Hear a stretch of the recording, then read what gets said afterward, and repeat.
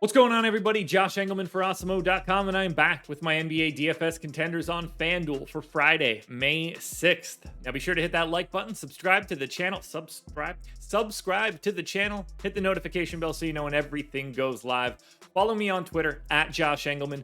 Let me know in the comments section who your favorite plays are, and then go sign up at No House Advantage using the promo code Awesemo so that you can get $25 on your first deposit. And we're rounding out the bottom of my top 10 with Reggie Bullock, Mikal Bridges, Tobias Harris, Spencer Dinwiddie, and DeAndre Ayton on the outside looking in. Who will be my favorites? My top 5 plays for today? Time to find out. In first, at number 5, I'm going Dorian Finney-Smith. He is small forward, power forward eligible, 5,500, projected for 28. The goal is 31. He's in the optimal lineup 54% of the time. He's going to play massive minutes. He might be playing at the 5 for a decent chunk if Dwight Powell continues to get beat like a drum. 42 minutes here for DFS. He's a little under a 0.7 fantasy point per minute guy, so buyer beware there.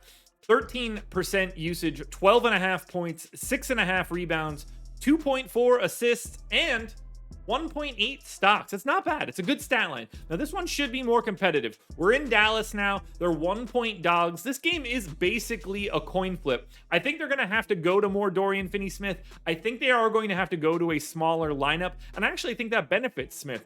Probably a little bit closer to the rim for rebounding opportunities or stocks. That should be helpful as well. He's going to sort of do the points thing the same way no matter what his role really is. So at 5,500, I think the minutes upside of, potentially playing 42 to 44 is enough to make him a really solid mid-range play. Number 4, we're paying up for Luka Doncic, point guard, shooting guard eligible, 11,500, projected for 60. The goal is 63. He's in the optimal lineup 56% of the time. This is just a completely different scenario. Luka's going to be projected like 10 plus points ahead of everybody else. Basically, the rest of the slate's going to be like 20 behind him.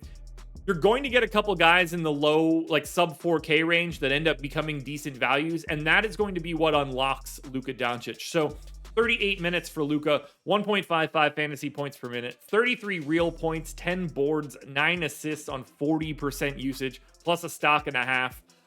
His raw point ceiling is so high that he's just on a completely different level on a 2-game slate, and that's why we see him showing up at number 4. So if you're building a lineup and you're putting Luka in it, you should feel pretty good about it, and that shouldn't really be all that surprising.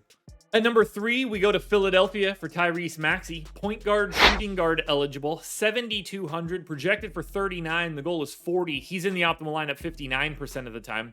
Big minutes here for Maxey. He's been more involved from a usage perspective than James Harden has without Joel Embiid on the floor. So 25% usage, 25 real points, 4 boards, 4 assists, and a stock and a half. Now, they are slightly bigger dogs at home because we still don't have Joel Embiid, and we don't know the status on Kyle Lowry yet, but I think that he's going to be playing. But again, this should still be competitive. Even without Embiid, they're only 3-point underdogs at home. We should expect Tyrese Maxiell to play 40-plus minutes here, and he's basically a 0.9 fantasy point per minute guy when he gets the opportunity with no Joel Embiid. So I will happily go back to Maxiell. I think he looks great. 59% optimal percentage. Or you could take his backcourt partner, James Harden, in at number 2. Shooting guard, small forward eligible, just 8,700. Projected for 49. The goal is 48. He's in the optimal lineup 64% of the time. I gave Harden 40 minutes. We need to stop with the narrative that James Harden is just washed or cooked or whatever word you want to use to describe him. We got to stop comparing him to himself. That's where this becomes a real problem. James Harden is still a very good to great offensive player. He's just not the same elite, like I am the best offensive player in basketball guy like he was 3 or 4 years ago. We need to remember that he's still really, really good on the offensive side of the ball. He's a 1.2 fantasy point per minute guy. He's going to have, 28, 29% usage in 40 minutes, 24 points, 10 assists. He's basically a coin flip for a double-double. He's live for a triple-double with 7 rebounds, and he will get involved from a steals and blocks perspective. I got him at 1.8 stocks. 8,700 for James Harden is crazy. You can also roster him at shooting guard and small forward. A lot of flexibility. He's pulling a ton of ownership, and I think that it's warranted. James Harden is in at number 2, and I don't think that should be all that surprising. Now, before we get to that number one contender, one last reminder, please hit the like button, subscribe to the channel, and hit the notification bell so you know when everything goes live. Follow me on Twitter at Josh Engleman. Let me know in the comments who your favorite plays are, and then go sign up at No House Advantage using the promo code Awesemo. Your number one contender for today is also from the Sixers. That's B-Ball Paul Reed, power forward center, eligible 4,400, projected for 26. The goal is 25.5, and he's in the optimal lineup 67% of the time. I gave him 22 minutes. He played more than that in game 2, and I don't think that the guys that they had at center did anything to make it seem like Paul Reed should play less. Now, I'm projecting him for less. I got him at 22 minutes. That is less than he played in the last game, and DeAndre Jordan is not exactly setting the world on fire. He's just setting the Sixers on fire.